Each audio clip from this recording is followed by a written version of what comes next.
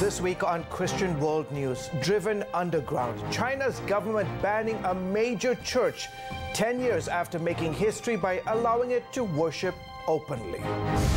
Plus, humanitarian crisis in Mozambique. Storms and floods already killing hundreds. Now, contaminated water and lack of medical care threaten an outbreak of deadly disease.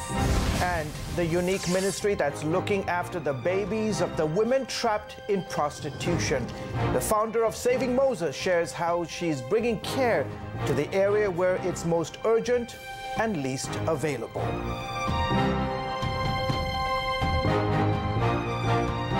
Hello, everyone. Welcome to this week's edition of Christian World News. I'm George Thomas. And I'm Wendy Griffith. Authorities in China's capital have shut down one of that city's most well-known churches. On March 23rd, 20 police officers raided 2 Shaowing Church Bible studies and ordered members of the congregation to stop meeting. Shaowing Church drew almost 1,000 people each Sunday. It is the 4th major underground church to be shut down by the government as part of an ongoing clampdown on religious freedom. 9 years ago, CBN News became the first television news network permitted to film Shaowing Church services. Here's a look at that report from 2010.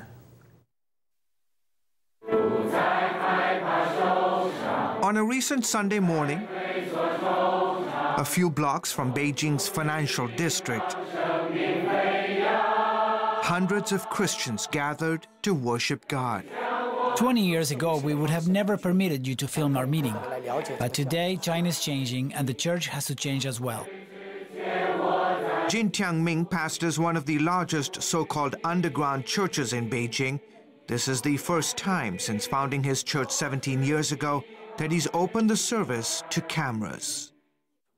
We worship in secret for years. We were spread out across the city, meeting in different people's homes. Then a couple of years ago, the church decided to come out of hiding. They rented space in a small office building and began meeting together in one location. We brought all the small house churches together in one place, even though it was a huge security risk. Members began openly inviting non-believers to the meetings. The church began to grow. Liu says some 1,000 people regularly attend the weekly service, and often it's standing room only. Today, Chinese government data and international surveys report millions of Chinese people are flocking to religions like Christianity, Buddhism, Taoism, and Islam. But it's Christianity that's experiencing the most dramatic growth.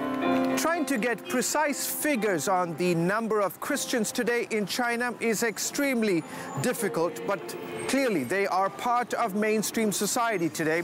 All the more experts say that Christians, especially those who are part of the so-called house church, go public. That's why we exist. Mm-hmm. That's why you exist? Yeah.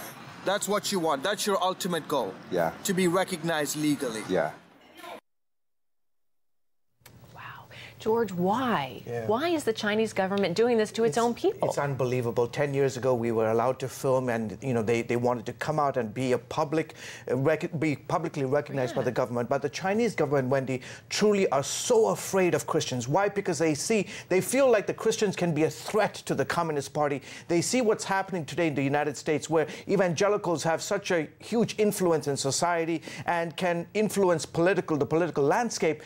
The Chinese government is so concerned that communism will be threatened by these evangelical believers. George, do you think this campaign will backfire and the church will end up flourishing? Yeah, I've been covering China, Wendy, for the last 25+ years, and there is no doubt when the pressure is on, the church grows. We have seen it around the world, from the Middle East to parts of Africa, Southeast Asia. Every time the sort of Bunsen burner is put to the faith of the believers, they find ways to say, Lord, we are going to depend on you no matter what happens. Persecution, arrest, death, whatever happens, we will never say no to Jesus Christ. And this will backfire because this will make the church more stronger, bolder, and it will grow. And the politicians never figured this out. No, Thank goodness. No, this is they want to make the Chinese Christians to put their faith in the Communist Party and replace Jesus Christ with the Communist Party. That's not going to happen. Never going to happen. No, it's not. Great report. Thanks, Thank you. George.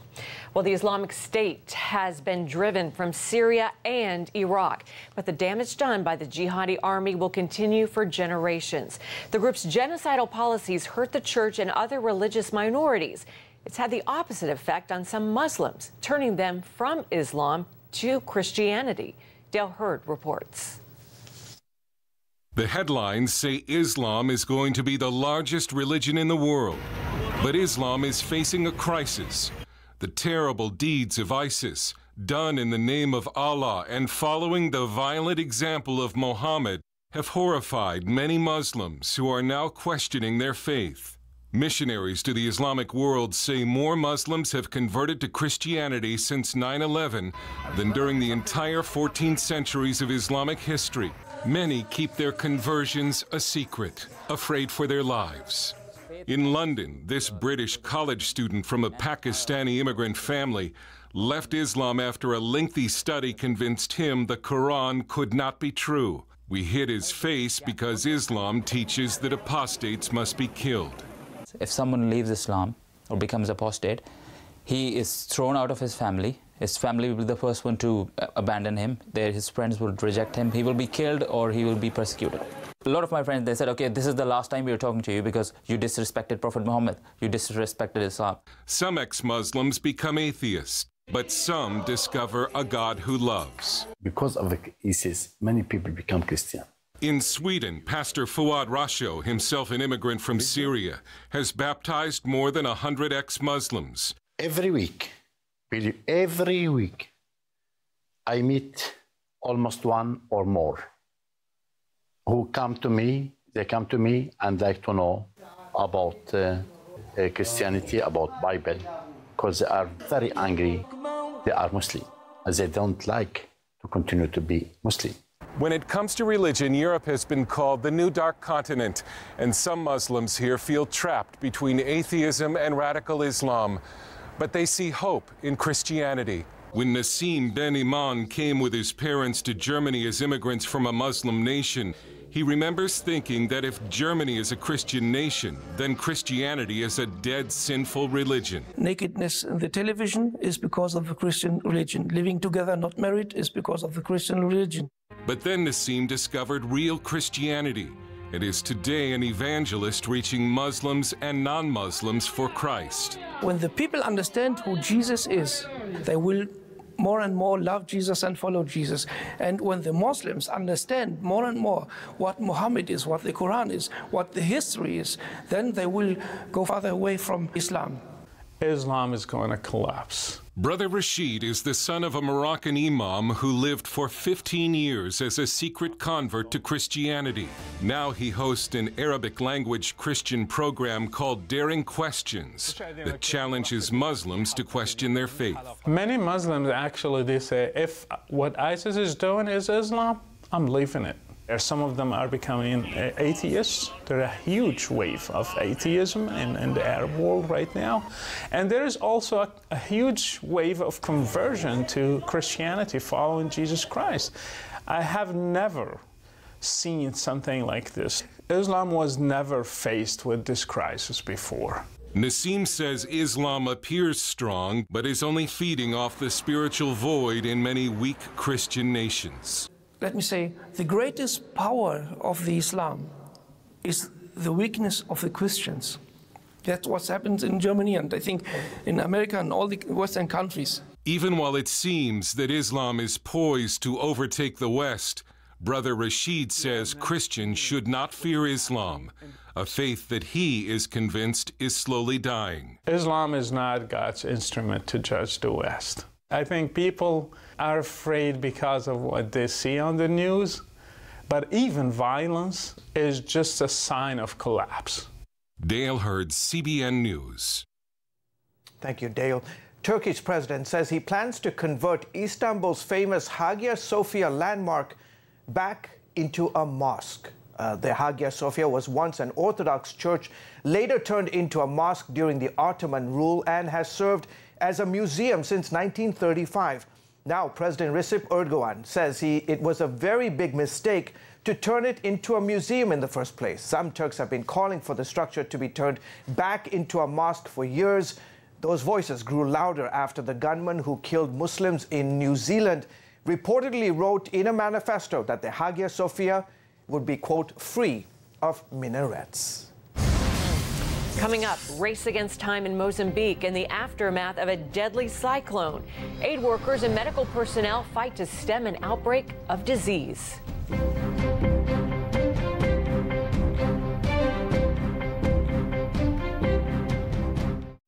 Welcome back to Christian World News. A science teacher from a remote village in Kenya is the winner of this year's $1 million Global Teacher Prize. Not only because he's a star in the classroom, but because he also gives 80% of his earnings to poor students. Peter Tabichi, who is also a member of a Franciscan order, was selected among 10,000 applicants to take home the $1 million prize. He teaches at a government-run school that has no library, no laboratory, and only one computer. Almost a third of the children in his village are orphans or only have one parent. Despite this, he's helped them compete in international science competitions and even to go to college. I feel great. I can't believe it. I feel so happy to be among the best teachers in the world, being the best in the world. Congratulations to Tabichi. He also thanked his father for teaching him Christian principles as a child. He'll use the money to improve his school and help feed the poor. Wow. Well, cases of cholera confirmed in Mozambique after that deadly cyclone tore through the East African nation. At least 5 cases have been confirmed in the port city of Beira. It's home to about 500,000 people. Many are struggling to find clean drinking water or sanitation water, and up to 1,000 people may have died. The World Health Organization is warning of a possible second disaster if waterborne diseases like cholera spread. About 900,000 cholera vaccines are being shipped. I recently spoke with Angel Poorman of the ministry Iris Relief about what they are seeing as they are working to help the flood victims. What is the main source of concern for residents there right now? Well, right now, it's the flooding. Right now, it's being able to save lives. We are just about a week out now, and so the water levels are rising still, and so seconds count, and so it's vital and important. We do have the division of Iris Global, not only with Iris Relief, but we also have our aviation, our cargo plane there, being able to do assessments, be able to see, be able to find those that are still stranded by the waters. What is the Mozambican government doing, and how are they being helped? We were rapidly deployed and right there on the ground to come and just see how we could even leverage and be there to be support for the government. So they are taking aircraft and bringing in other, like you said, agencies to come and assess and help. World Food Program was one of the first ones there on the ground of bringing in food and being able to bring in nourishment, because we know without water and food, people die. How can we, Angel, be praying for those affected right now? Yeah, so right now it's bringing in other agencies. We were just talking to Direct Relief and partnering with them and just being able to be the eyes on the ground to even help bring in medical supplies. Thank you so much. Up next, breaking the cycle of prostitution in Cambodia. One woman's unique ministry to the children of sex workers.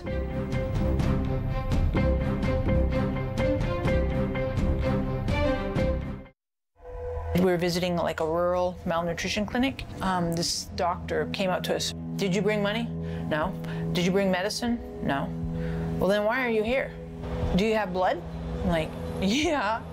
And so she said, I want that blood because I have a 2-year-old, Angelina, who's basically at death's door.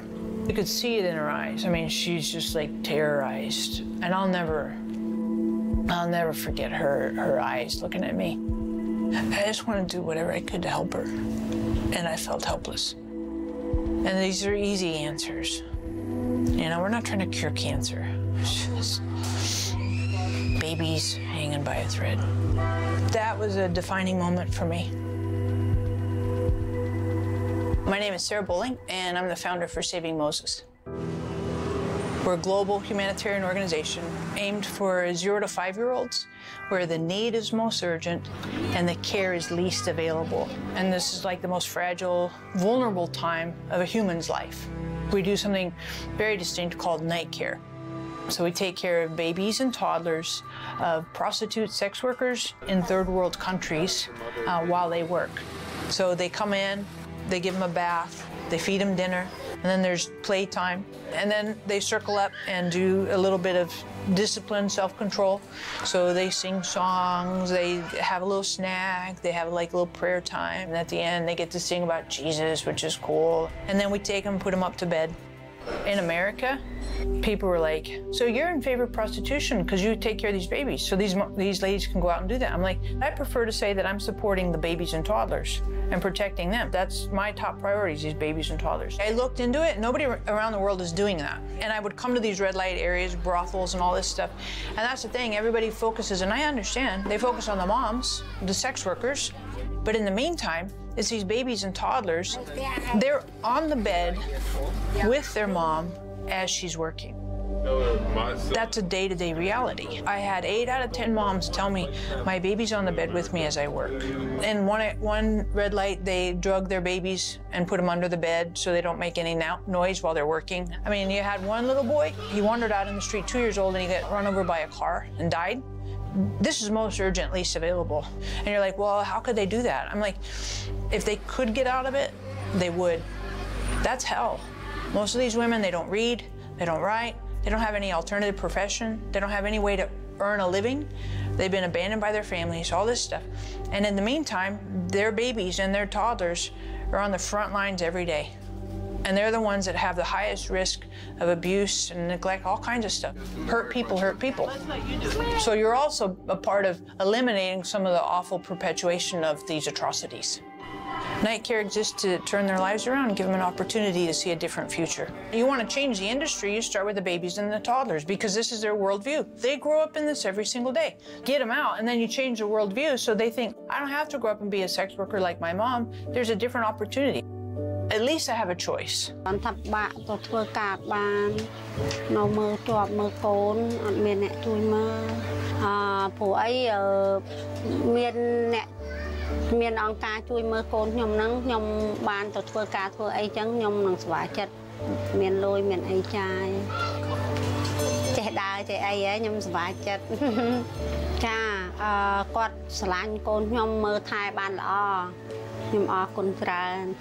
Our nannies that work in our centers, they will, from time to time, once a week, once a month, go door to door in the neighborhoods and pass out little cards and explain to them in Khmer language, hey, this is what we do.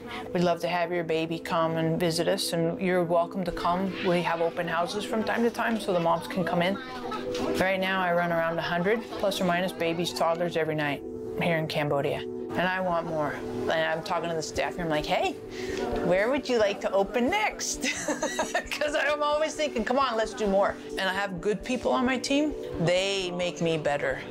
And I think they like what they do, so. ចំចំណុចរបស់ខ្ញុំមានអារម្មណ៍ថារំភើបពីព្រោះអីគាត់មកទីនេះគាត់ខ្វះហាក់ហូបចុកគាត់អត់អាចអង្គុយបានគាត់អត់អាចនិយាយបានដល់ពេលដែលយើងផ្ដល់ឲ្យគាត់រហូតប្រហែលជារយៈពេលមួយសប្តាហ៍ទៅជា2សប្តាហ៍គាត់អាចងើបអង្គុយគាត់អាចទៅជែកជាមួយយើងហើយគាត់អាចចេះញញឹមដាក់យើងអញ្ចឹងខ្ញុំពិតជាស្រឡាញ់គាត់ហើយខ្ញុំពិតជាចូលចិត្តហើយមានអារម្មណ៍ថាជារៀងរាល់ថ្ងៃខ្ញុំនឹងមើលគាត់តើគាត់មួយថ្ងៃទៅមួយថ្ងៃគាត់មានការផ្លាស់ប្រាក់អ្វីបែប You know, the environments where they live are pretty shady on a good day. Some of them, they live above sewage, raw sewage, and some of them fall in it, you know, and they fish them out. And they'll come in and they'll have like sores and bed bugs and all this stuff. Some of them, the only meal they get is with us at night. Challenges, a lot of challenges, particularly at the beginning. And I think you just got to keep going, you know, keep feeling your way along and don't expect everything to be perfect the first time you try it. I think when we think that way, it's all going to be easy breezy. I think we set ourselves up for failure. If God puts it in your heart, then keep going. I think as Americans, we need to be conscientious of our own filters, our own mindset. Number one, am I loving? Because love's going to say, be compassionate and gentle and kind. That's the distinct definition for Christianity, for Jesus followers, is that love is our core definition. Saving Moses, right? So if you think about it, Moses, he's a 3-month-old little baby, trapped in slavery, doesn't have any choice out, and he's rescued, saved by Pharaoh's daughter. At the end of Moses' life, what did he do? What all did he accomplish? But when he's 3 months old, his life is hanging by a thread. So you don't know when we're saving Moses, you have no idea. You have no idea the impact and the purpose God has for those babies and toddlers. So we're just here to be loving. End of story. Incredible story. By the way, that was produced by our CBN producer, Hunter McWaters. Incredible story. She reminds me of a modern-day Mother Teresa. Yeah, oh, are you kidding? Hands down. And such a unique ministry, and wow, the impact. 100 babies a night. And breaking that cycle of prostitution. Yeah. Praise the Lord. Beautiful. We just, being the hands and feet of Jesus. I love it. Beautiful story. When a deadly tornado tore through Lee County, Alabama last month, one Christian family miraculously survived, huddled inside a prayer closet that was the only part of the house left standing.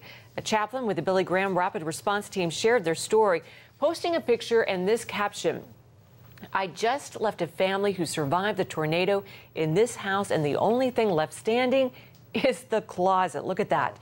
It's the grandmother's prayer closet. And the whole family survived. My God is awesome. Wow. 23 people died in the tornado. The chaplain says only an awesome God explains the miraculous escape. Incredible.